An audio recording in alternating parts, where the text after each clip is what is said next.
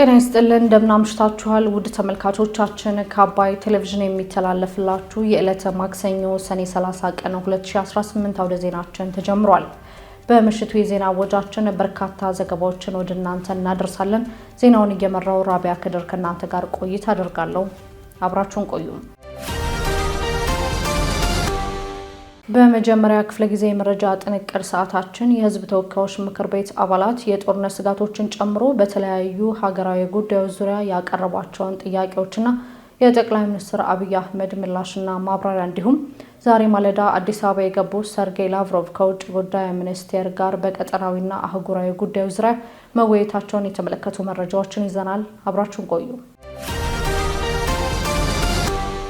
የህዝብ ተወካዮች ምክር ቤት አባላት የጦርነት ስጋቶችን ጨምሮ በተለያዩ ሀገራዊ ጉዳዮች ዙሪያ ለጠቅላይ ሚኒስትሩ ጥያቄዎችን አቀረቡ። ስድስተኛው የኢፌዴሪ የህዝብ ተወካዮች ምክር ቤት በ5ኛ ዓመት የሥራ ዘመኑ 30ኛ መደበኛ ስብሰባውን በዛሬው ዕለት አካሂዷል። በዚህ ወቅት የህዝብ ተወካዮች ምክር ቤት አባላት ለጠቅላይ ሚኒስትር አብይ አህመድ የተለያዩ ጥያቄዎችንና አስተያየቶችን ያቀረቡ ሲሆን በተለይም ሀገራዊ የጸጥታ ጉዳዮችና የኑሮ ውድነትን የተመለከቱ ጉዳዮች በስፋት አንስተዋል። የትግራይ ክልልን ወቅታዊ ሁኔታ አስመልክቶ ጥያቄ ያነሱ የምክር ቤት አባል በክልሉ ውስጥ የታጠቁ ኃይሎች እንቅስቃሴ፣ የግጭት ቅስቀሳዎችና ከውጭ ኃይሎች ጋር የመጣመር ሁኔታን መንግስት እንዴት ይመለከተዋል በማለትም ጠይቀዋል። የፕሪቶሪያ ስምምነት ለትግራይ ህዝብ ሰላም፣ መልሶ ግንባታና ልማት አዲስ ተስፋ የከፈተ ታሪካዊ ስምምነት ነው።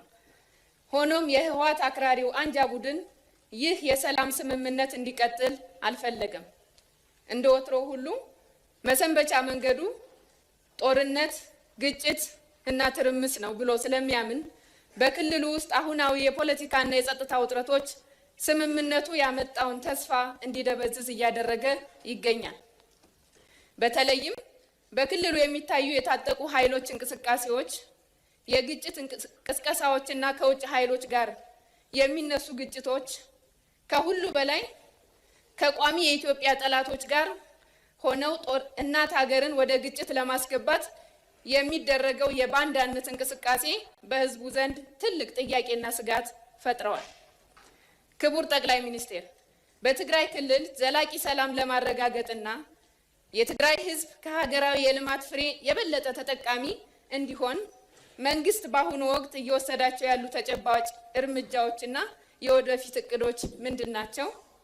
ከሰላም ወዳዱ የትግራይ ህዝብ ምሁራን፣ ወጣቶች፣ የሚዲያ ሰዎችና ፖለቲከኞች ምን ይጠበቃል? የመልካም አስተዳደር ችግሮችን በተመለከተ ከምክር ቤት አባላት ጥያቄዎች የተነሱ ሲሆን የዋጋ ግሽበት፣ የቤት ኪራይ ውድነትና ከፍተኛ የደሞዝ ታክስ በዝቅተኛና መካከለኛ ገቢ ባላቸው ዜጎች እያሳደረው ስላለው ጫና መንግስት ምላሽ እንዲሰጥ ተጠይቋል። በኢትዮጵያ ስላለው የእገታና የሰላም እጥረት ስጋቶች እንዲሁም የወደብና የባህር በር ባለቤትነት ጥያቄ ጉዳዮችን ምላሽና ማብራሪያ ተጠይቆባቸዋል። በአብዛኛው በመስክ እንደምናየው የተጀመሩ መንገዶች፣ ከፍተኛና መካከለኛ የመስኖ ፕሮጀክቶች በኮንትራክተር ችግር፣ በካሳ ክፍያ ችግር መንግስትና ህዝብ ለኪሳራ ይዳረጋሉ። ይህ በእርስዎ ሀይ ካልተባለና ለየት ያለ ኢንተርቬንሽን ከሌለው የተጀመሩትም አያልቁም፣ አዳዲስ የጠየቅናቸው ፕሮጀክቶችም አይሰሩም። ለነዚህ ተጀምረው ያልተጠናቀቁ ሳይጀመሩ ታቅደው ለቀሩ ፕሮጀክቶች ምን የታሰበ ነገር አለ? የተከበሩ ጠቅላይ ሚኒስትር፣ ብዙ ዜጎች እርስዎን ማግኘት ይፈልጋሉ። ነገር ግን መንገዱ ዝግ ነው። በትላልቅ ፕሮጀክቶች ምክንያት ብዙ ዜጎች ይነሳሉ። እነዚህ ኢትዮጵያውያን ለልማት ከተነሱ በክብር ማረፊያና መስሪያ ቦታ ማግኘት እንዳለባቸው፣ መብታቸው መከበር እንዳለበት ከማንም በላይ እርስዎ ያውቃሉ። ለዚህም አቅጣጫ ያስቀምጣሉ። ነገር ግን እርስዎ ባስቀመጡት ልክ አይፈጸምም። ጥቂት የተወሰኑ መናገር ለሚችሉ ሚዲያ ላይ ለሚቀርቡና አመራር ቀረቤታ ላላቸው የተባለውን ሲፈጸምላቸው አብዛኛው በማስፈራራት በማሸማቀቅ አንገታቸው እንዲደፉ ይደረጋል። በተለይ በጣም ብዙ ህዝብ የተነሳበት ቦታ ላይ ይመጣሉ ሳይባል ድንገተኛ ፍተሻ ቢያደርጉ ብዙ ጉድ ያገኛሉ። የእርስዎ ክትትል ከሌለው ዜጎች ይማረራሉ። የመልካም አስተዳደር ችግር እና ፍትሃዊነት በማጣት ተስፋ ይቆርጣሉ። ስርዓት አልበኝነት ይነግሳል። ይህ ደግሞ ለሰላም ማጣትና ላለመረጋጋት ይዳረጋል። ለዚህ የተቀመጠ አቅጣጫ ካለ ማብራሪያ ቢሰጡን። ከደሞዙ 35% ግብር፣ 7% ጡረታ በድምሩ 42% ይቆረጣል። 58% ደሞዙ ላይ ለእያንዳንዱ በሚሸምተው ሸቀጥ 15% ቫት ይቆረጣል። ትራንዛክሽን ላይ ንግድ ባንክ ለሰርቪስ እና ቫት እያለ ሌሎችም የማይታወቁ ተቆራጮች ይቆርጣል። ለውሃ፣ ለመብራት፣ ለሌሎችም አገልግሎች ይቆረጡበታል። እነዚህ መሰል ችግሮች ተዳምረው ኑሮ መቋቋም አቅቶታልና ለዚህ ታጋሽ ሲቪል ሰርቪስ እና አነስተኛ ኑሮ ላይ ላለው ዜጋ ምን ታስቦለታል? ከሚመሰረቱት መንግስት ምን እንጠብቅ? ከጸጥታ አኳያ እየተሻሻሉ ያሉ ነገሮች ቢኖሩም አሁን ዜጎች አፍኖ ወስዶ ገንዘብ እየጠየቁ እየተደራደሩ ከከፊሉ በስቃይ የከፈሉ በስቃይ ይመለሳሉ። ግድያዎች ቀጥለዋል። በተለይ ታጣቂዎች ባሉበት ቦታ ላይ እየከፋ ነውና በዚህ ጉዳይ ላይ ሰፋ ያለ ማብራሪያ ቢሰጡን። የተከበሩ አፈ ጉባኤ፣ ክቡር ጠቅላይ ሚኒስትር፣ የወደብ ጉዳይ አብዛኛው ኢትዮጵያዊ እንደሚለው የህልውናችን የሉዓላዊነት ጉዳይ ነው። ሆኖም የወደብ ጉዳይ መንግስት ወደብ ያስፈልገናል ብሎ በብዙ መልኩ ጥረት ሲያደርግ ብዙ አማራጮች ሲሞክር ኃጢአት የሚሆንበት ሌላው ሲያነሳው ደግሞ ጽድቅ የሚሆንበት ምክንያት ምን እንደሆነ አይገባኝም። የወደብ ጉዳይ የሉዓላዊነት ጉዳይ ከሆነ መንግስት ወደብ ማግኘት አለብኝ ሲል ቀደም ሲል ወደብ ያስፈልገናል ብሎ ሲል የነበረው ሁሉ በደስታ መደገፍ እንጂ መቃወም የሀገር ጥቅም ላይ አሉታዊ ተጽዕኖ ማሳረፍ ነው። ክቡር ጠቅላይ ሚኒስትር፣ የወደብና የባህር ጉዳይ ምን ደረጃ ላይ እንዳለ እንዲገልጹልን እጠይቃለሁ። የምክር ቤት አባላቱ ሃይማኖትን እንደ ሽፋን በመጠቀም የፖለቲካ ተቃውሟቸውን በሃይማኖት መልክ ለመግለጽና ብጥብጥ ለመቀስቀስ የሚሞክሩ አካላት እንዳሉ በመጥቀስ መንግስት ይህንን በሃይማኖት ስም የሚደረግ የሽብርና የብጥብጥ እንቅስቃሴ ለመፍታት ምን እያደረገ ነው የሚል ጥያቄም አቅርበዋል። የሰሜን ኢትዮጵያ ጦርነት ያስከተለው አስከፊ ሰብአዊ ውድመትና ጠባሳ ሳይሽር ዛሬም በተለያዩ አካባቢዎች የሚታዩ ግጭቶችና ጦርነቶች፣ እገታዎችና አለመረጋጋቶች የዜጎችን የመኖር መብት ነፍገዋል ያሉት የምክር ቤት አባል ደግሞ የአዲሱ መንግስት ተጨባጭ ተስፋ ምንድነው ሲሉም ጠይቀዋል። ከዚህ በፊት በሃይማኖቶች መካከል ይታይ የነበረው መተነኳኮስ እና ግጭት እየቀረ መተባበርና መደጋገፍ እየተለመደ መጥቷል። አንዱ የሌላው ደስታ፣ አንዱ የሌላው ችግር እንደራሱ መመልከትም ጀምሯል። ይህ እጅግ በጎ እርምጃ ነው። ይሁን እንጂ አሁንም ሃይማኖትን እንደ ሽፋን ተጠቅመው ጦርነትና ግጭት የሚያውጁ የፖለቲካ አቋማቸውን በሃይማኖት መልክ መስጠት የሚፈልጉ አሉ። እነዚህ አካላት ብዙ ጊዜ ከዋናዎቹ የሃይማኖት ተቋማትና ከመንፈሳዊ መሪዎች ውጪ የሚገኙ ናቸው። መንፈሳዊ ተቋማቱ የእነርሱን የብጥብጥ አጀንዳ አልቀበል ሲሏቸው በሃይማኖት አባቶች ላይ የተቃውሞን እስከ መቀስቀስ ይደርሳሉ። ይህ ሁኔታ በዚህ ከቀጠለ በሃይማኖት ተቋማት መካከል ያለውን ሰላም ይረብሻል። በሃይማኖት ስም የሚደረግን የሽብርና የተቃውሞ እንቅስቃሴንም ያበረታታል። ክቡር ጠቅላይ ሚኒስትር፣ መንግስታችን ይህንን ችግር ለመፍታት ምን እያደረገ ነው? እንዲሁም ለወደፊቱስ ምን ለማድረግ አስቧል እያልኩ። ክቡር ጠቅላይ ሚኒስትር፣ ላለፉት 5 ዓመታት የኢትዮጵያ ሕዝብ የከፈለው ዋጋ እጅግ የበዛና ከባድ ነው። እርስዎ ስልጣን ላይ ሲቀመጡ የገቡት የሰላምና የብልጽግና ቃል ኪዳን ነበር። በተግባር ግን ያየነው ተገላቢጦሹን ነው። የሰሜን ኢትዮጵያ ጦርነት ያስከተለው አስከፊ ሰብአዊ ውድመትና ጠባሳ ሳይሽር ዛሬም በአማራ፣ በኦሮሚያ፣ በጋምቤላ፣ በቤንሻንጉል ጉሙዝና በሌሎችም አካባቢዎች የሚታዩት ቀጣይነት ያላቸው ግጭቶችና ጦርነቶች፣ ብሔርና ሃይማኖት ተኮር ጥቃቶች፣ እገታዎችና አለመረጋጋቶች የዜጎችን የመኖር መብት ነፍገዋል። በቅርቡም ከትግራይና ከኤርትራ ኃይሎች ጋር የሌላ ጦርነት ስጋት አሳሳቢ ደረጃ ላይ ደርሷል። ይህ አጠቃላይ የሰላም የጸጥታና የፖለቲካ ውድቀት የፓርቲው የተሳሳተ ፖለቲካዊ ፍልስፍና አንድነትን በተግባር ማምጣት ያቃተው የመደመር ትረካ መዋቅራዊ ስብራት ውጤት ነው። መንግስቱ የመረጃ ማጥራት ስራ ሰርቻለሁ በሚል ሰበብ የሰብአዊ ድጋፍ ፈላጊዎች ቁጥር ከ27 ሚሊዮን ወደ 2.3 ሚሊዮን ወርዷል ይላል።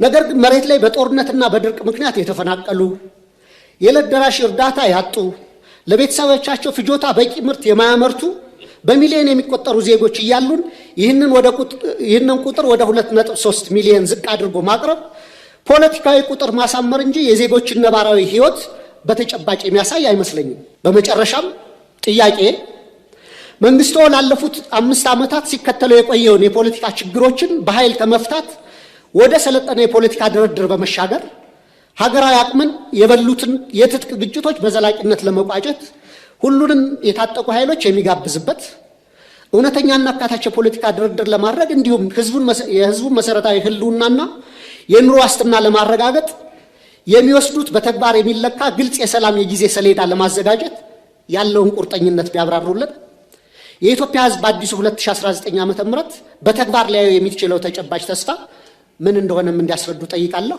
በጣም አመሰግናለሁ። በምክር ቤት አባላቱ ከቀረቡ ጥያቄዎች በተጨማሪ ጠቅላይ ሚኒስትር አብይ አህመድ በየመስኩ አስመዝግበውታል ላሉ ስኬትና ላበረከቱት አስተዋጽኦ እንዲሁም የአመራርነት ሚና አባላቱ ከመቀመጫቸው በመነሳት በጭብጨባ እውቅና ሲሰጡም ታይተዋል። ከበራችሁ የህዝብ ተወካዮች ምክር ቤት አባላት፣ ክቡር ጠቅላይ ሚኒስትር አብይ አህመድ ለህብረ ብሔራዊት ኢትዮጵያ ሁለንተናዊ ብልጽግና ጠንካራ መሰረት ለመጣልና በየመስኩ ለትውልድ የሚተርፍ ደማቅ አሻራ ለማኖር ያለ እረፍት በመትጋት እየተወጡ ላሉት ድንቅ የአመራር ሚና ከመቀመጫችን ተነስተን በጭብጨባ እውቅና እንድንሰጣቸው ጠይቃለሁ።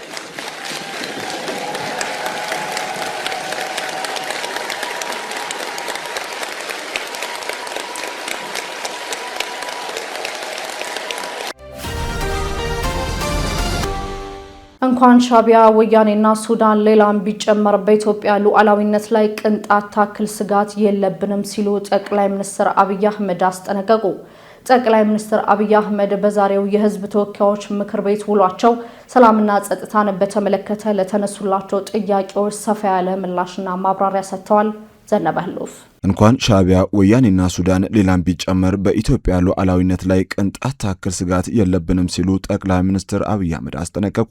ጠቅላይ ሚኒስትር አብይ አህመድ ዛሬ ሰኔ 30 2018 ዓመተ ምህረት በህዝብ ተወካዮች ምክር ቤት ተገኝተው ከምክር ቤቱ አባላት ለተነሱላቸው ሰላምና ጸጥታን ለተመለከቱ ጥያቄዎች ምላሽና ማብራሪያን ሰጥተዋል። በማብራሪያቸው በኦሮሚያና በአማራ ክልሎች ያሉት ታጣቂዎች እየተደራደሩ እየተመለሱ ይገኛሉ ያሉ ሲሆን ቀሪ ታጣቂዎችም በዚህ መንገድ እንዲመለሱ እንፈልጋለን ሲሉ ጥሪ አቅርበዋል። ጠቅላይ ሚኒስትር አብይ አያይዘውም በትግራይ ክልል ወቅታዊ ጉዳይ ዙሪያ ለተነሱ ጥያቄዎች በሰጡት ማብራሪያ ፕሪቶሪያን አሸንፈን ነው የተደራደርነው፣ ድርድሩም የአሸናፊና የተሸናፊ ነው ብለዋል። አሁን ላይ የትግራይ ህዝብን እያመሱ ያሉት ማርከን የለቀቅናቸው የህወሓት ሰዎች ናቸው ሲሉ አንስተዋል። እንዲሁም ክልሉን የሚያውኩ የህወሓት አመራሮች ቤተሰቦች በአዲስ አበባና በውጭ ሀገራት ቢሆኑም በአዲስ አበባ ያሉ ቤተሰቦቻቸውን አልነካንም፣ ምክንያቱ ደግሞ በአንድ ሰው የተነሳ መላው ቤተሰብ እንዳይታመስ በወደ ሰፊነት ማየት ይሻላል ብለን ስላሰብን ነው ሲሉ ገልጸዋል። ጠቅላይ ሚኒስትር አብይ አህመድ በፓርላማው ማብራሪያቸው በትግራይ ክልል ያሉ ኃይሎች በየዕለቱ ጦርነት ሊያስነሳ የሚችል ትንኮሳ ያደርጋሉ በማለትም አንስተዋል። ከዚያ በኋላስ በየቀኑ በርከት ያሉ ውጊያ፣ ጦርነት ሊቀሰቅሱ የሚችሉ ፕሮቮኬሽንስ በየጊዜው ትግራይ ባሉ ኃይሎች ይፈጸማል። በየጊዜው ከሁሉ የከፋው አሁን በርካታ የትግራይ ልጆች በጉልበት ታፍሰው ሱዳን ላለው ጦርነት ተሽጠዋል። በሱዳን ጦርነት ውስጥ የትግራይ ወጣቶች በማያውቁት ጉዳይ ሕይወታቸውን እያጡ ይገኛሉ። ኢትዮጵያ ውስጥ ያለው ጉዳይ አልበቃ ብሎ ጉዳይ ወደ ሱዳን ተሸጋግሯል። በዚህ ሁሉ ውስጥ የትግራይ ህዝብ ተጎጂ ነው። የትግራይ ህዝብ የችግሩ ባለቤት ሳይሆን የችግሩ ገፈት ቀማሽ ነው። የትግራይ ህዝብን ችግር የበለጠ ያባባሰው የውስጥ ቁስል መሆኑ ነው። የማይታይ የውስጥ ቁስል በቀላሉ የማይሽር መሆኑ ነው። በነገራችን ላይ ዛሬ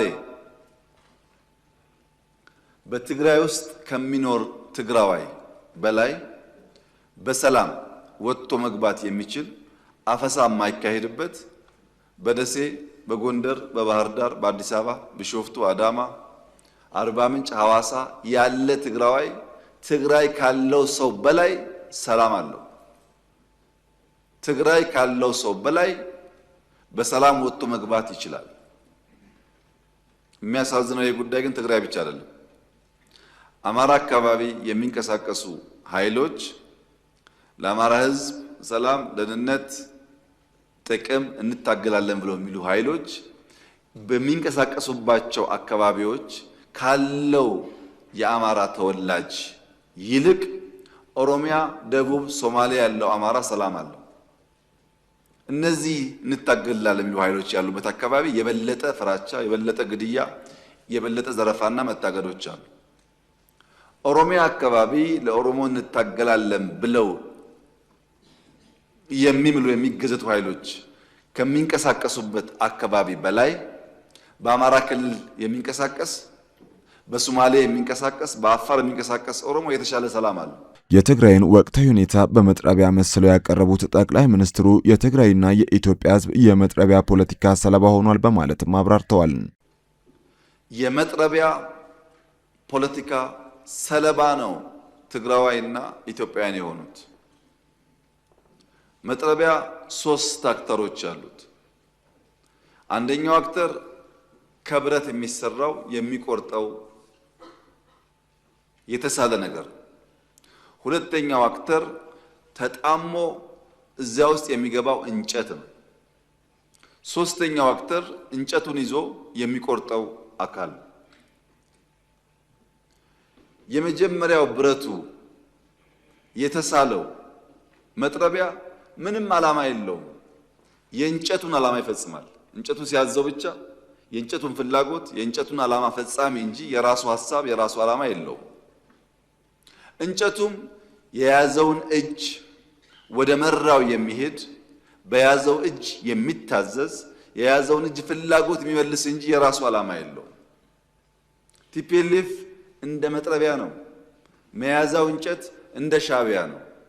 ዋናው አዛዦች ባለጉዳዮች ሌሎች ናቸው። ከመጥረቢያው ጋር ከብረቱ ጋር ብንጋጭ እንጨቱ እስካለ ድረስ ከእንጨቱ ጋር ብንጋጭ እንጨቱን የሚያዘው ሰው እስካለ ድረስ ዘላቂ ሰላም አናገኝም።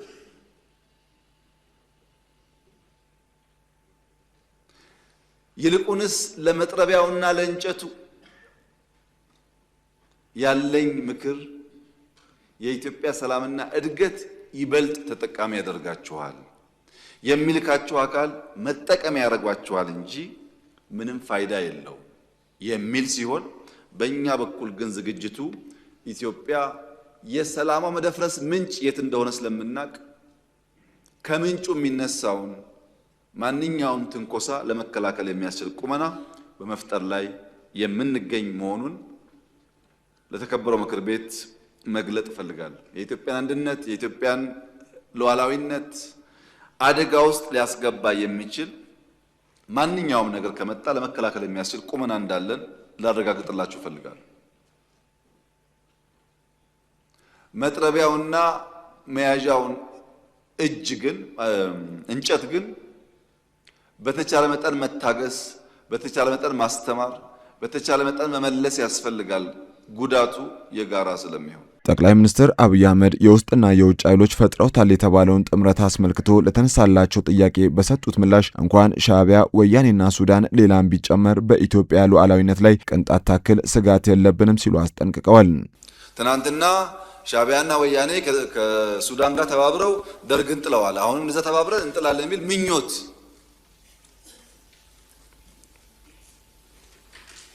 እንኳን ሻዕቢያና ወያኔና ሱዳን ሌላም ቢጨመር በኢትዮጵያ ሉዓላዊነት ቅንጣት ታክል ስጋት የለም። ቅንጣት ታክል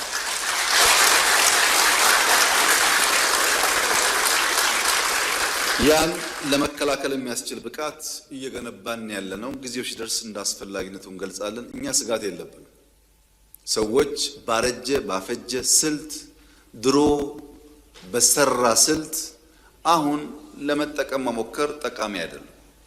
ምክንያቱም ያኔ ስልቱ የሰራው በሸበጥ ጮፈሬ፣ የላስቲክ ጫማ፣ መሄድ የፈለገ መቅመል የፈለገ መራብ የፈለገ ቢገባውም ባይገባውም ወስቶ የተከተለ ኃይል ነበረ። አሁን ግን 22 እና መገናኛ ህንፃ አስቀምጠህ እዛ በመቀመጥ አይሆንም ማለት ነው። ተቀይሯል ጊዜው። ሀብት እያፈራህ ሀብትን እያጣጣምክ ራስን ደግሞ ለመስዋዕት ማዘጋጀት አብሮ አይሄድም። አልፎበታልና ይሄ ምኞትም አይጠቅምም። ቀደም ብየዋለሁ፣ አሁን ደግሜ መናገር የምፈልገው የሚያስፈልገን ሰላም ነው፣ የሚያስፈልገን ትብብር ነው፣ የሚያስፈልገን አብረን መስራት ነው። የሚያጓጉ ነገሮች አሉ። ትግራይ ጦርነት እንዲፈጠር ሰፊ ፍላጎት አለ። እምቢ ያልንበት ምክንያት ትርፍ የለውም ብለን አሁንም ለሰላም በራችን ክፍት ነው፣ ለንግግር በራችን ክፍት ነው። መወያየት የምንፈልገው ሰላም ማምጣት የምንፈልገው በእኛ በኩል ትተን ተጎርተን ለትግራይ ሰላም ከመጣ ፍላጎታችን እሱ ነው። ግን አንድ ነገር ማወቅ አለባችሁ። የዛሬ 20-30 ዓመት አሁን ያለው መንግስት አሁን እዚህ ፊት ለፊት የምታዩቸው ሰዎች ከወረዱ በኋላ ተመልሰው መጥተው ኢትዮጵያን እንምራ ካሉ ኢትዮጵያ ሞታለች ማለት ነው። እውነቴን እነግራችሁ፣ ኢትዮጵያ ለዘመኑ ለሲዝን የሚመጥን መሪ መፍጠር ካልቻለች ሰዎች እየወጡ የሚመላለሱባት ከሆነ ኮሌክቲቭሊ ሞታለች ማለት ነው። ይሄ የሚያኮራ ነገር አይደለም፣ የሚያሳፍር ነገር ነው። 50 ዓመት ፓርቲ መርተህ ፓርቲ የሚተኩ ሰዎች ካልፈጠርክ ሌላ 1000 ቢሰጣ አትፈጥርም ማለት ነው። ቲፒኤልኤፍ 50 ዓመት ፖለቲካል ፓርቲ ሆኖ አንጋፋ ፓርቲ ሆኖ ወጣቱን ትውልድ ማመን ካልቻለ ኪሳራ ነው። በፍጹም አትጠብቁ። ድልና ቲፒኤልኤፍ አራምባና ቆቦ ናቸው። አትጠብቁ። ለምን መሰላችሁ? የሚያሳየው ነገር ኒው ብለድ፣ ኒው ቶት፣ ኒው ዳይሬክሽን የማይቀበል ፎርስ በነበረው ነገር የትም አይደርስም። ያስ ቢሆን እኛ የምንፈልገው ሰላም ነው። እንዲሁም በፓርላማው ላለፉት 5 ዓመታት ያገለገሉና ተሰናባች የሆኑ የምክር ቤት አባላትን አመስግነው የአብረን እንስራ ጥሪ አቅርበዋል። በተለይም አብንን ወክለው በምክር ቤቱ ለ5 ዓመታት የቆዩትን ዶክተር ደሳለኝ ጫኔን ከምክር ቤቱ ስንበት በኋላም ቢሆን ከመንግስታቸው ጋር አብረው እንዲሰሩ ጋብዘዋል። ከፓርላማው ውይይት በኋላ በተከናወነ የችግኝ ተከላ መርሃ ግብር ወቅትም ጠቅላይ ሚኒስትር አብይ አህመድንና ዶክተር ደሳለኝ ጫኔን ጨምሮ የምክር ቤቱ አባላት በጋራ ችግኝ ተክለዋል። ከሁሉ አስቀድሜ የብልጽግና አባላት ሆናችሁ ላለፉት 5 ዓመታት ድርጅት ህዝብና መንግስት የሰጣችሁን ኃላፊነት በታላቅ የኃላፊነት ስሜት ስታገለግሉ ቆይታችሁ በሚቀጥለው ምክር ቤት ዘመን በምክር ቤት አባልነት የማትቀጥሉ ነገር ግን የብልጽግና አባል ስለሆናችሁ የመንግስቱ አካል ሆናችሁ በተለያየ ደረጃ ለምታገለግሉ የፓርቲያችን አባላት ላለፉት 5 ዓመታት ለነበራችሁ አገልግሎት ድርጊታችን እንዲሁም መንግስት ከፍተኛ ክብርና ምስጋና ያለው መሆኑን ልገልጽላችሁ ፈልጋለሁ። በተጨማሪም በተፎካካሪ ፓርቲ ተወክላችሁ ላለፉት 5 ዓመታት በእውቀታችሁ፣ በአቅማችሁ፣ በመሻታችሁ ልክ ሀገራችሁን ያገለገላችሁ በዚህ ምክር ቤት ውስጥ ድምጻችሁን ያሰማችሁ ለምሳሌ ክቡር አቶ ባርጤማ ፈቃዱና የኢዜማ ፓርቲ አባላት በሙሉ እንዲሁም ክቡር አቶ ደሳለኝ ጫኔና የአብን ፓርቲ አባላት በሙሉ ዶክተር መብራቱ አለሙ እና ሌሎችም የተፎካካሪ ፓርቲ አባላትና የግል ተወዳዳሪዎች ላለፉት 5 ዓመታት በዚህ ምክር ቤት ውስጥ ቆይታችሁ የህዝብ ጥያቄ፣ የፓርቲያችን ጥያቄ፣ የኛ አመለካከት ብላችሁ ላራመዳችሁት ሐሳብ፣ ጥያቄ፣ አስተያየት በሙሉ ከፍ ያለ ምስጋና ማቅረብ እፈልጋለሁ። አንዳንዶቻችሁ በሚቀጥለው ምክር ቤት ከኛ ጋር የማትቀጥሉ መሆኑን የዘንድሮ ምርጫ ያሳየ ቢሆንም ክቡር አቶ ደሳለኝ ጫኔ የመጨረሻ ያሉት ንግግር የመጨረሻ ባይሆን የመንግስት ምኞት መሆኑንና ከምክር ቤት ውጪ እነዚህ አባላት ከመንግስታችን ጋር በጋራ ሆነን ኢትዮጵያን እንድናገለግል በተከበረው ምክር ቤት ፊት ጥሪ ላቀርብላችሁ እፈልጋለሁ። መንግስታችን እናንተን አካቶ ኢትዮጵያን ማልማት ይፈልጋል። ኢትዮጵያ የጋራ ሀገራችን ናት። እኛም እናንተም ልጆቿ ነን። ወቅታዊ ግጭቶች የሃይማኖት ወይም የብሔር ሳይሆኑ የፖለቲካና የኢኮኖሚ ጥቅምን ለመደበቅ በነውጠኞች የሚቀሰቀሱ ናቸው ሲሉ ጠቅላይ ሚኒስትር አብይ አህመድ ተናገሩ። ጠቅላይ ሚኒስትር አብይ አህመድ ትኩረት ሰጥተው ማብራሪያ ከሰጡባቸው ጉዳዮች አንዱ የሀገር እሴት የሆነውን የሃይማኖት የተመለከተ ሲሆን በሃይማኖት ሽፋን የሚፈጸሙ ፖለቲካዊ እንቅስቃሴዎችንም ኮንነዋል።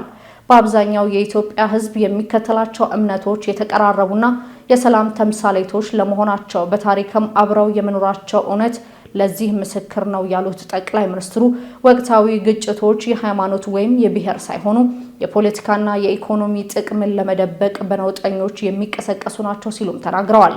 ሀገር በመሰረተ ልማት ብቻ አትገነባም ያሉት ጠቅላይ ሚኒስትር አብይ አህመድ የሃይማኖትን አስፈላጊነት ጠቅሰዋል። ሃይማኖትን ለግጭት የሚጠቀሙ ኃይሎች አሉ ያሉ ሲሆን ነገር ግን ሃይማኖቶች የሰላም እምነቶች ናቸው ሲሉ በሃይማኖት የመደበቅ እንቅስቃሴንም አንስተዋል። ሃይማኖት በሚመለከት ለተነሳው ጥያቄ ኢትዮጵያ የሃይማኖቶች ሀገር ናት። ሃይማኖት በጣም አስፈላጊ ጉዳይ ነው።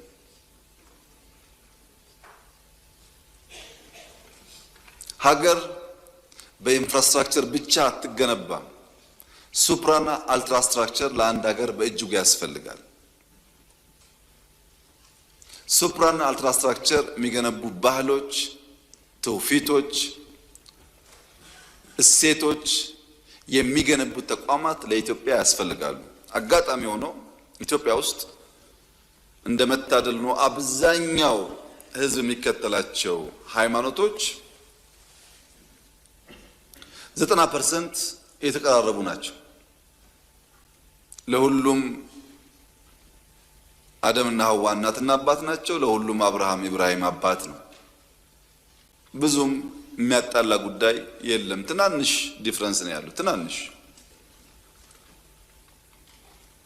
ክርስቲያኖች እስልምና ቁጭ ብለው ቢያጠኑ አብዛኛው ነገር የሚያስማማ ነው። የሚያለያየው ነገር ደግሞ ተከባብሮ ማለፍ ይቻላል። ይሄ ልዩነት ከኛም ሀገር ውጭ ለረጅም ዘመናት ነበር፣ እኛም ሀገር ውስጥ ለረጅም ጊዜ ነበር። ኢትዮጵያ ውስጥ ሃይማኖቶች ከፍተኛ የሰላም የትብብር ዘመናት በስፋት ነበራቸው። አልፎ አልፎም የግጭት ታሪክ አላቸው። የሚካድ አይደለም። ከግጭት ተምረው ታርቀው አብረው የቀጠሉባቸው ዘመኖች ደግሞ ሰፊ ናቸው። በሃይማኖትና በብሔር ጥላ ስር ግጭት ይፈጠራል።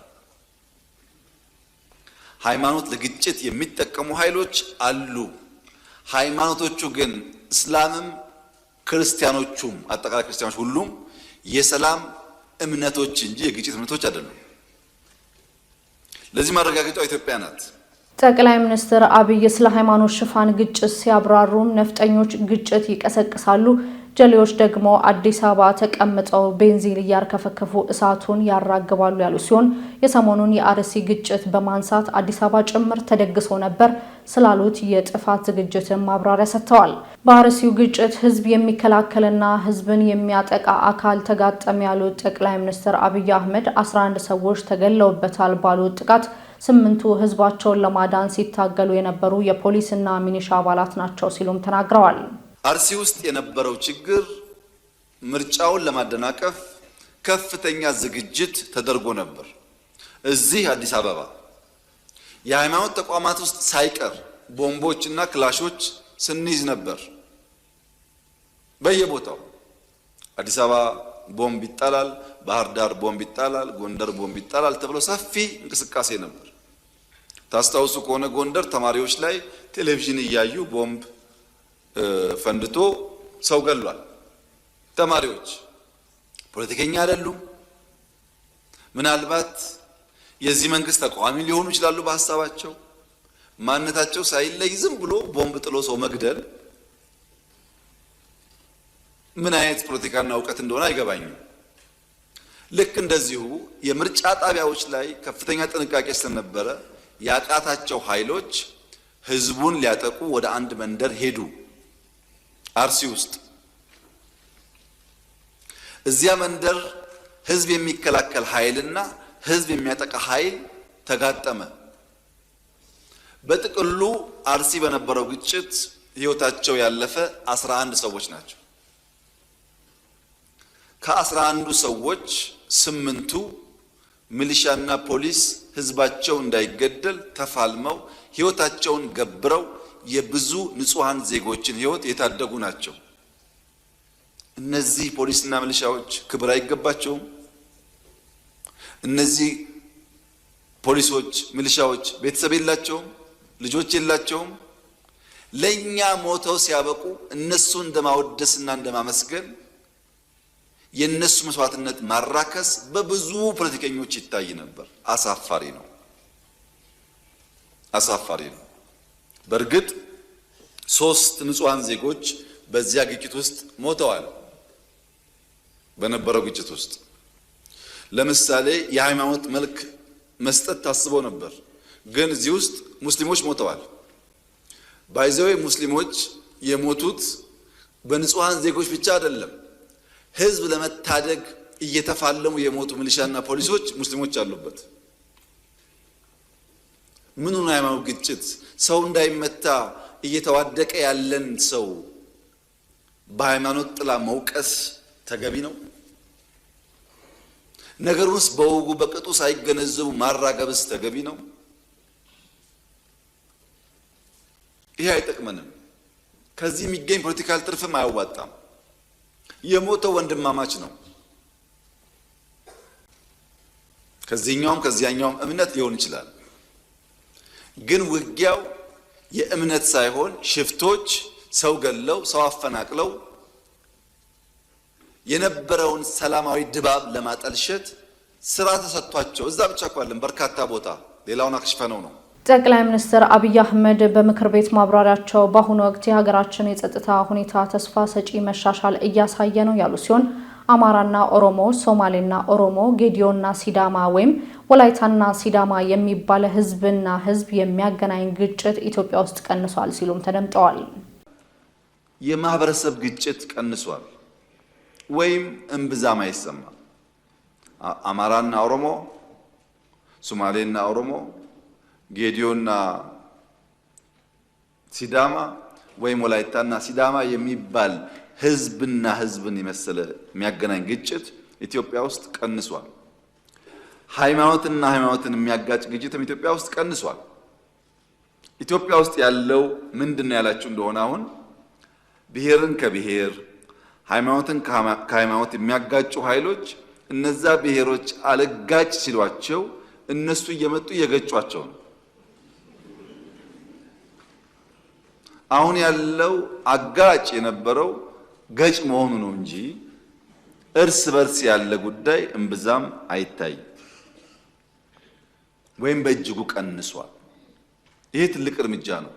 ይበልጥ ስንወያይ ህግ ስናበጅ ጥያቄዎች በአግባብ አድምጠን ስንመልስ በዜጎች መካከል በህዝቦች መካከል የሚፈጠሩ ጉዳዮች ይበልጡኑ እየቀነሱ እየሰከኑ የመሄድ እድል እንዳላቸው ያመላክታል።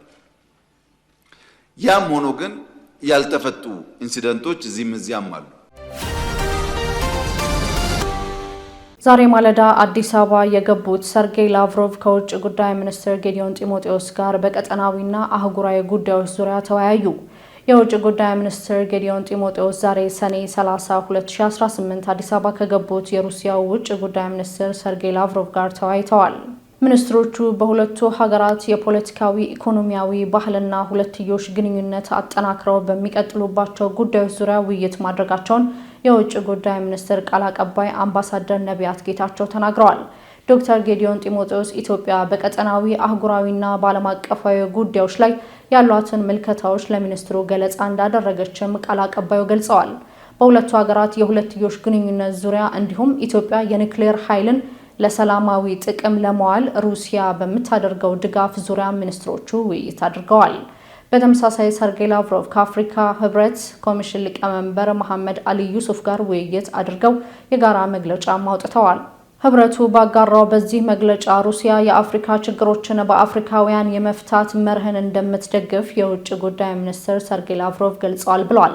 ሩሲያ በሰሃራ ሳህል ቀጠና በተላላቅ የውሃ አካላት አካባቢ በአፍሪካ ቀንድ በሱዳን፣ በደቡብ ሱዳን እንዲሁም በሊቢያ ያለውን ውስብስብና አስቸጋሪ ሁኔታ በልዩ ትኩረት እንደምትከታተለውም ገልጸዋል። ህብረቱና ሰርጌይ ላቭሮቭ የመሩት ልዑክ በጋራ ባወጣው በዚህ ባለ 21 ነጥብ የአቋም መግለጫ በእነዚህ አካባቢዎች የሚታዩ ቀውሶችን የአፍሪካ ህብረትን ብቻ ሳይሆን የሩሲያ ማሳሳቢ አጀንዳዎች ናቸው ብለዋል።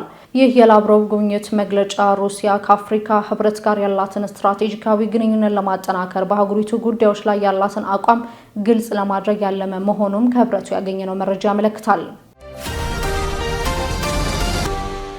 በዝርዝር ወደምንመለከተው የውጭ ዜና ስናልፍ ደግሞ ፕሬዝዳንት ትራምፕ ከኢራን ጋር ካልተስማማን ጥቃት እንፈጽማለን ማለታቸውን ተከትሎ ኢራን ዛቻው እስካልቆመ ድርድር አልጀምርም አለች።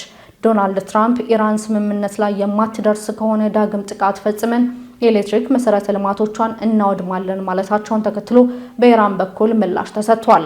እንዲሁም በኢራን የቀድሞ ጠቅላይ መሪ አያቶላ አሊ ካሚሊ የሽኝት መርሃ ግብር ላይ የተገኙት ኢራናውያን ሞት ለትራምፕና ኔታንያሁ ሲሉ ተሰምተዋል። ዝርዝሩን ሐሰን አራጋው እንደሚከተል ያስደምጠናል። የአሜሪካው ፕሬዝዳንት ዶናልድ ትራምፕ ከኢራን ጋር ስምምነት ላይ የማይደረስ ከሆነም የተጀመረውን ስራ እናጠናቅቃለን ሲሉ ዳግም በኢራን ላይ ጥቃት ሊከፍቱ እንደሚችሉ ጠቁመዋል። ይህንን ተከትሎም የኢራን የውጭ ጉዳይ ሚኒስትር ዛቻ እስከቀጠለ ድረስ ድርድር የሚባል ነገር አይኖርም ሲሉ ምላሽ ሰጥተዋል። የመግባቢያ ስምምነት ከተፈራረሙ በኋላም በጄኔቫ የመጀመሪያው ዙር ንግግር ያደረጉት ዋሽንግተንና ቴህራን የቀድሞው የኢራን ጠቅላይ መሪ አያቶላህ አሊ ኻሜኒ ቀብር እስከሚጠናቀቅ ድረስ ድርድሩን መክታታቸውን ትራምፕ ገልጸው ነበር። የአሜሪካው ፕሬዝዳንት ዶናልድ ትራምፕ ትላንት ሰኞ ምሽት በዋይት ሃውስ ከጋዜጠኞች ጋር በነበራቸው ቆይታም ስምምነት ላይ እንደርሳለን ወይም ስራውን እናጠናቀቃለን ያሉ ሲሆን ስራውን መጨረስ አስቸጋሪ አይሆንም በማለትም አክለዋል።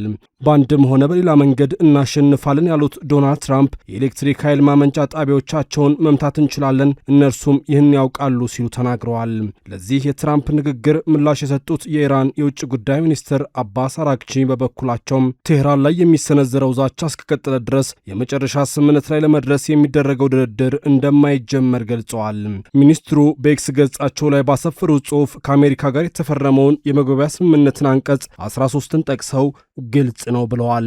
ሚኒስትሩ የጠቀሱት አንቀጽ በስምምነቱ ላይ የሰፈሩ ጉዳዮች ተግባራዊ እስካልሆኑ ድረስ ሁለቱ ሀገራት የመጨረሻ ስምምነት የሚደረስበትን ድርድር እንደማይጀምሩ የሚገልጽ ነው። ከስምምነቱ ድንጋጌዎች አንዱ ሁለቱም ሀገራት አንዳቸው በሌላኛቸው ላይ ኃይል እንዳይጠቀሙ ወይም እንዳይዝቱ ያዛል። ይህ በእንዲህ እንዳለም ለቀናት በቀጠለው የኢራኑ የቀድሞ ጠቅላይ መሪ አያቶላህ አሊ ኻሜኒ የቀብር ስነ ስርዓት ላይ በርካቶች በቴህራን ታድመዋል። በመዲናዋ የሚካሄደው የ3 ቀናት ህዝባዊ ሐዘን ከኢማም ሁሴን አደባባይ ተነስቶ በአዚዲ አደባባይ አድርጎ በማዕከላዊ ቴህራን ተከናውኗል። የኢራን መገናኛ ብዙሃን እንደዘገቡት በሚሊዮኖቹ የሚቆጠሩ ሐዘንተኞችን የሀገሪቱ አውራ ጎዳናዎች ሞልተዋል። አደባባይ የወጡት እነዚህ የሀገሪቱ ዜጎችም የኢራንን ሰንደቅ ዓላማ እንዲሁም በቀልን የሚወክለውን ቀይ በቴህራን አደባባዮች ጨርቅ አውለብልበዋል። መነሳት አለብን እያሉ ድምፃቸውን ያስተጋቡት ኢራናውያን የአሜሪካው ፕሬዝዳንት ዶናልድ ትራምፕና የእስራኤል ጠቅላይ ሚኒስትር ቤንያሚን ኔታንያሁ እንዲገደሉም በአደባባይ ጠይቀዋል። በአደባባዮቹ የትራምፕ ፎቶ የሚታይባቸው ቢልቦርዶችና ድንጋይ የሚወረውሩ ሐዘንተኞች ታይተዋል። አሜሪካ አባታችንን ገድላለች፣ አንለቃችሁም የሚሉ መፈክሮችም ተስተጋብተዋል። የ22 ዓመቷ የዩኒቨርሲቲ ተማሪ መሊካ ኑሪን እዚህ የተገኘሁት በክብርና በኩራት ነው። ምን ያህል እንደምንወዳቸውና ለሕዝቡ ለኢስላሚክ ሪፐብሊክ እንዲሁም ለስርዓቱ ምን ያህል ታማኝ እንደሆንን ለማሳየት ነው ስትል ለኤኤፍፒ ተናግራለች። ፕሬዚዳንት መሱድ ፔዜሽኪያን በኤክስ ገጻቸው ላይ ኻሜኒ ለመላው ኢራናውያን ያስተማሩት የሀገሪቱን ትልቅ ሀብት ህዝባዊነትና አንድነትን ነው ብለዋል። ኢራናውያን የሀገሪቱን ክብር እድገትና ታላቅነትም ያስቀጥላሉ ሲሉ ገልጸዋል። ስትከታተሉት የነበረው የዕለተ ማክሰኞ ሰኔ 30 ቀን 2018 ከአባይ ቴሌቪዥን የአውደ ዜና የመረጃ ጥንቅር ሰዓታችን ይህንን ይመስል ነበር። አብራችሁን ስለነበራችሁ ደግሞ ከልብ እናመሰግናለን። በያላችሁበት መልካም ምሽት።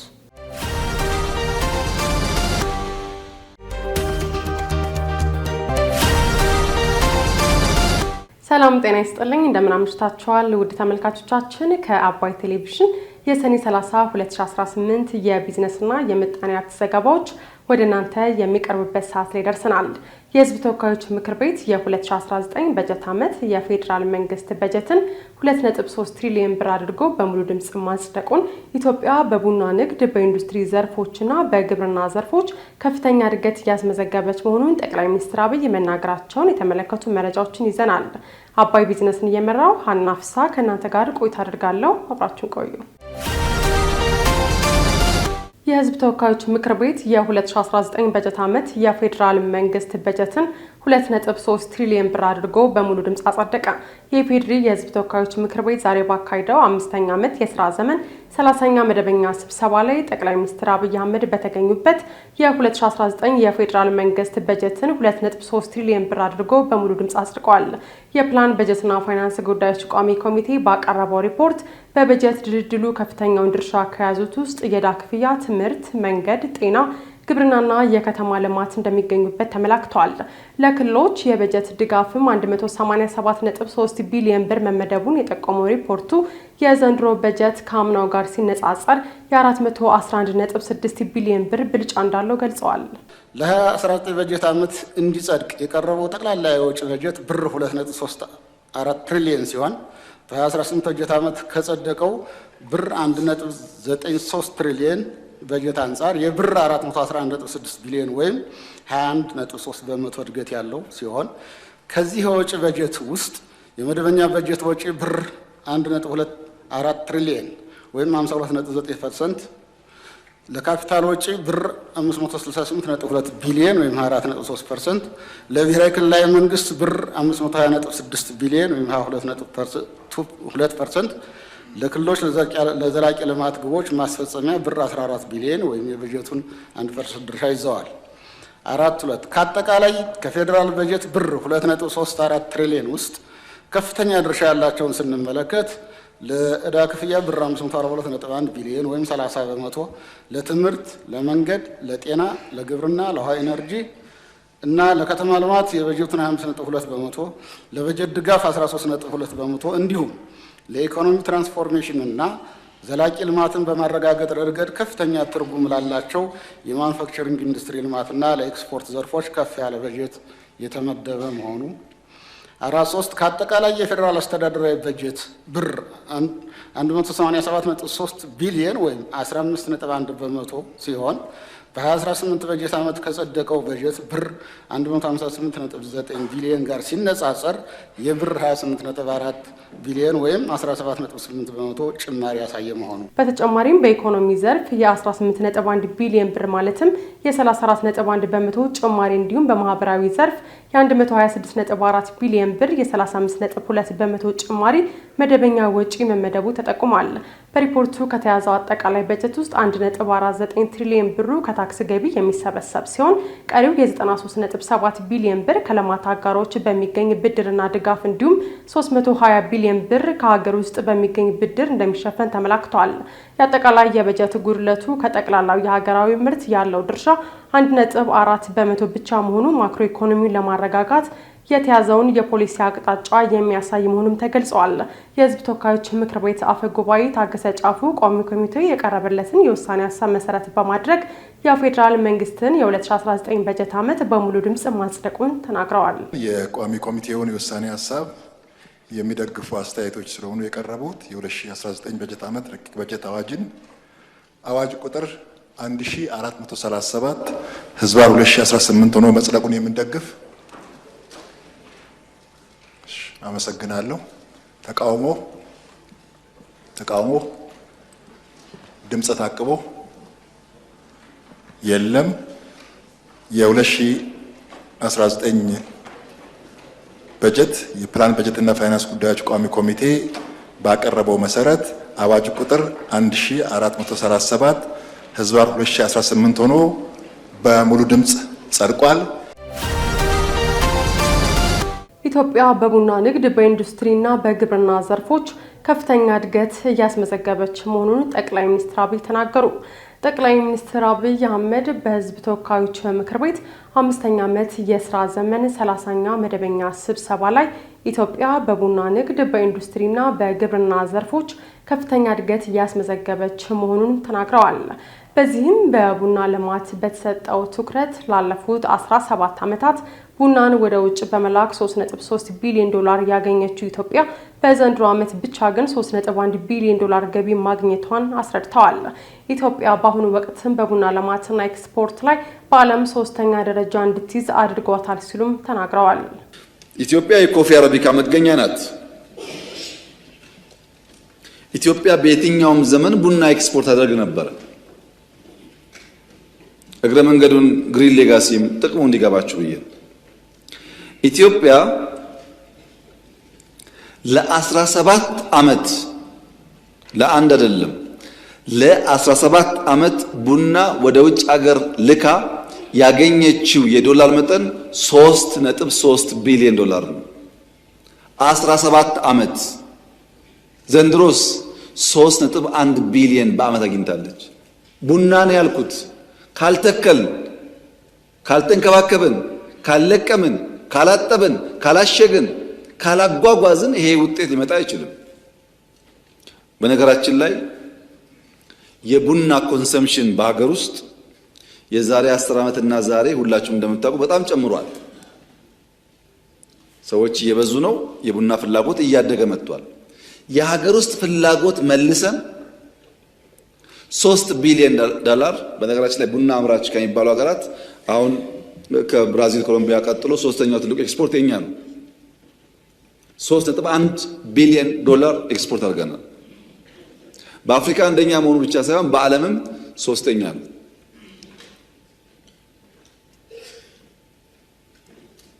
ይሄ በኢትዮጵያ ውስጥ የረጅም ዓመታት ክምር ውጤት ነው የነበረው። ሪፎርሙ ያመጣው ድል ነው። የኢትዮጵያን የኢንዱስትሪ ዘርፍን በተመለከተ ከፍተኛ ለውጥ በሀገሪቱ እንደታየ የገለጹት ጠቅላይ ሚኒስትሩ አጠቃላይ የኢንዱስትሪ ማምረት አቅም ከነበረበት 47 በመቶ ወደ 67 በመቶ ከፍ ማለቱን ተናግረዋል። እድገቱም ከነባሮቹ የኮምቦልቻ የመቀሌና የሐዋሳ ኢንዱስትሪ ፓርኮች በተጨማሪ 10 አዳዲስ የኢንዱስትሪ ፓርኮችን በመገንባት ከ80 በመቶ በላይ የውጭ ቀጥተኛ ኢንቨስትመንት መሳብ መቻሉንም አስረድተዋል። ኢንዱስትሪ ቅድም እንዳነሳሁት ዳይቨርሲፋይ እናርግ ካልናቸው ሴክተሮች አንዱ አንከር ትኩረት ያገኘው ሴክተር ኢንዱስትሪ ነው። አዳዲሶቹን እንተዋቸውና ኢትዮጵያ ውስጥ ከለውጡ በፊት የነበሩ ኢንዱስትሪዎች የማምረት አቅማቸው ከ47% በታች ነበር የነበሩ ብቻ 50% አያመርቱም ነበር። አንዳንዱ ፋይናንስ፣ አንዳንዱ መሬት፣ አንዳንዱ ኢነርጂ ሊሆን ይችላል ምክንያቱ። ያን ኮሚቴ አቋቁመን እያንዳንዱ ኢንዱስትሪ ጎብኝተን ችግሮቻቸውን ለመፍታት ሙከራ ባደረግነው መንገድ ዛሬ ቀድሞ የነበሩ ኢንዱስትሪዎች 67% ማምረት ችለዋል። ከ40% ያላነሰ ተሻሽሏል ማለት ነው። ከ47 67 መድረስ በጣም ትልቅ እመርታ ነው። ይህ እያንዳንዱን ፋብሪካ ይነካል። እዛ ውስጥ ስራ ይቀጠራል፣ እዛ ውስጥ ቢዝነስ አለ፣ እዛ ውስጥ ሀብት አለ ማለት ነው። በተጨማሪም ሲሚንቶ፣ ብረት፣ ብርጭቆና ሴራሚክ የመሳሰሉ ምርቶችን በሀገር ውስጥ በማምረት ብቻ ወደ 5 ቢሊዮን ዶላር የሚጠጋ የውጭ ምንዛሬ መቆጠብ ተችሏል ነው ያሉት። በማዕድን ዘርፍም 24 በመቶ፣ በማኒፋክቸሪንግ 20.3 በመቶና በኤነርጂ ዘርፍ ደግሞ 23 በመቶ ጭማሪ መታየቱንም አክለዋል። ጠቅላይ ሚኒስትር አብይ ሌላ ያነሱት ጉዳይ ስለ ኢትዮጵያ ግብርና ሲሆን በዚህም ዘርፉ የ7.7 በመቶ እድገት ማስመዝገቡን ተናግረው በሀገር አቀፍ ደረጃ የተተገበረው የሌማት ትሩፋት መርሃ ግብር አስደናቂ ውጤቶችን እያስመዘገበ እንደሚገኝ አብራርተዋል። ግብርና ላይ በክላስተር ማሽን ማስፋፋት፣ መሬት ማስፋት፣ ምርጥ ዘር ማስፋት፣ ኢሪጌሽን ግድቦችን ማስፋፋት የሰራነው ስራ በጣም ትልቅ ውጤት አስገኝቷል። ዘንድሮ 29 ሚሊዮን ሄክታር መሬት ኢትዮጵያ አርሳ ወደ 1.3 ቢሊዮን ኩንታል ምርት ሰብስባለች። በሌማት ትሩፋት የጀመርነው ኢኒሼቲቭ በጣም አስደናቂ ውጤት እያስገኘ ይገኛል። ፍሩት ከዚህ ቀደም አንስቼላችኋለሁ። አቮካዶ በአፍሪካ ሁለተኛው ኤክስፖርተር ሆነን በጣም ከፍተኛ ገቢ አግኝተንበታል። ስንጀምረው አቮካዶ የሚባል ነገር እንኳን ለኤክስፖርት የምታውቁት ነው። አሁን ግን ብር እያመጣ ነው። በግብርና አጠቃላይ አመጣ ነው ከምንለው ለውጥ ውጪ ኤሪያ ስፔሲፊክ ደግሞ ስንወስድ ለብዙ ጊዜ በድርቅ የምናቀው በረሃብ የምናቀው ቦረና ከፍተኛ የስንዴ ማሳ የታየበት፣ በሶማሌ በአፋር ክልል ሰፋፊ እርሻዎች የሚታዩበት፣ እርሻ ላይ አበክረን ብንሰራ ውጤት ማግኘት እንደምንችል የተመሰከረበት፣ በርካታ ግድቦች ለረጅም ጊዜ የቆሙና አዳዲሶች የጨረስንበት፣ በድምሩ የግብርና ሴክተር በዚህ ዓመት 7.7% እድገት እንደሚያመጣ ከሁሉም አመላካቾች መታየት ችሏል። የዕለቱ የቢዝነስና የምጣኔ ሀብት ዘገባዎች የተከታተላችሁትን ይመስሉ ነበር። አብራችሁን ስለቆያችሁ ከልብ እያመሰገን በያላችሁበት መልካም ምሽት